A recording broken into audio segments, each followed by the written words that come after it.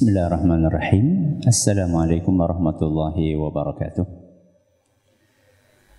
Alhamdulillahi wa kafa wassalatu wassalamu ala rasulihil mustafa wa ala alihi wa sahbihi wa man iktafa amma ba'd.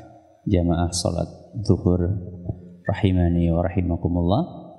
Kali ini kita akan memasuki hadis yang kedua yang dibawakan oleh Imam Bukhari dalam kitab beliau Al-Adabul Mufrad tentang berbakti kepada kedua orang tua. Hadis ini berbunyi an Abdullah bin Umar radhiyallahu anhuma qala, dari Abdullah ibn Umar, semoga Allah meridhai beliau berdua, ridha Rabbi fi ridhal walid wa sakhatur Rabbi fi sakhatil walid.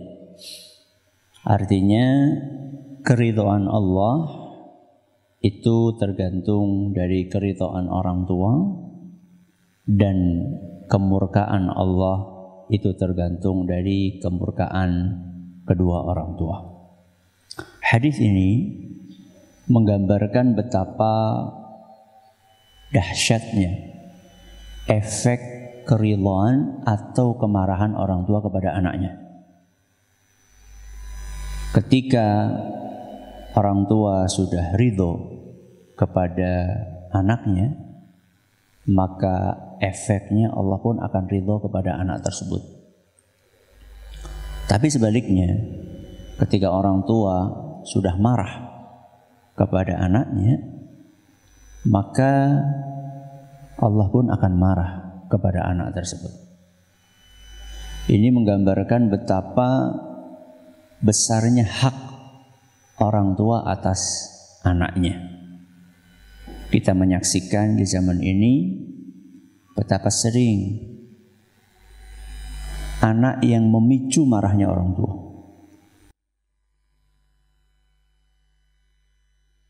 Entah itu karena perkataannya, entah itu karena perbuatannya, sehingga marahlah orang tua.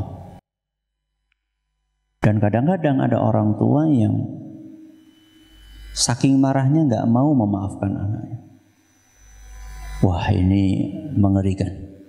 Ya, ketika ada orang tua marah banget sama anaknya, dan anak berupaya untuk minta maaf, dan orang tua belum berkenan untuk memaafkannya, ini dampaknya mengerikan. Karena selama orang tua marah kepada anak tersebut, maka Allah pun akan marah kepada dia. Akibatnya urusan anak tersebut akan susah. Ya, entah itu urusan terkait dengan pekerjaan dia, atau terkait dengan rumah tangga dia, atau terkait dengan pendidikan anak-anaknya. Sekali Allah marah kepada orang tersebut, maka bisa berakibat kepada sulitnya seluruh urusan orang tersebut. Ustaz, gimana kalau misalnya orang tua marah kepada kita karena kita nggak mau beli togel, Ustaz? Jadi bapak nyuruh beli apa? Togel. Terus kita nggak mau karena kita tahu itu adalah judi, dan judi hukumnya haram. Terus bapak marah, Ustaz. Apakah dalam kondisi seperti itu Allah juga marah kepada kita? Beripun? Iya atau tidak? Tidak. Kenapa tidak? Karena hadis yang ada di hadapan kita ini, yang dimaksud adalah ketika orang tua marah kepada anaknya karena anak ini tidak menjalankan sesuatu yang diperintahkan oleh orang tuanya, dan perintah itu tidak melanggar aturan agama. Nah, kalau misalnya orang tua memerintahkan sesuatu yang melanggar aturan agama, kemudian anak nggak mau, lantas orang tua marah, ini nggak apa-apa. Tidak berefek dan mengakibatkan Allah jadi marah kepada dia, tidak. Karena ketaatan kita kepada orang tua itu tidak bersifat mutlak. Berbeda dengan ketaatan kita kepada siapa? Allah. Berbeda dengan ketaatan kita kepada Rasulullah SAW. Kalau ketaatan kita kepada Allah mutlak, tidak bisa ditawar. Ketaatan kita kepada orang tua mutlak, nggak bisa ditawar. Ketaatan kita kepada Rasul SAW mutlak, nggak bisa ditawar. Tapi ketaatan kita kepada orang tua tergantung, nggak mutlak. Tapi apa? Tergantung. Tergantung apa yang disuruh sama orang tua. Kalau yang disuruh sama orang tua sesuatu yang melanggar agama, contoh nggak boleh sholat, nggak boleh apa? Sholat. Sholat 5 waktu ya, sholat fardu nggak boleh. Taat atau tidak? Enggak. Walaupun orang tua marah, tidak apa-apa. Atau misalnya orang tua nyuruh kita untuk tidak puasa Ramadan, padahal kita mampu, padahal kita nggak sakit, nggak ada halangan apa-apa. Maka saat itu tidak taat, tidak apa-apa. Orang tua marah, tidak apa-apa. Atau orang tua kita misalnya seperti tadi contohnya, ya nyuruh berbuat maksiat, beli togel nomor, maka kita nggak taat, walaupun orang tua marah. Tapi ya, ketika kita menolak, maka kita harus berusaha memilih perkataan selembut mungkin. Ya, jadi bukan berarti kok kemudian kita menolak lantas kita mengeluarkan kata-kata yang kasar, enggak. Ya, tidak. Ketegasan itu tidak mengharuskan seseorang mengucapkan kata-kata kasar, enggak.